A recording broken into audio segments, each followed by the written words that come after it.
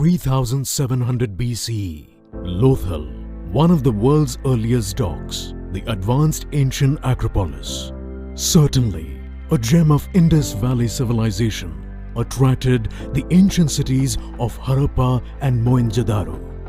Due to its cherished people and culture, the city of art, architecture, masterpiece, craftsmanship, stones and gems, and above all, wonderful engineering techniques.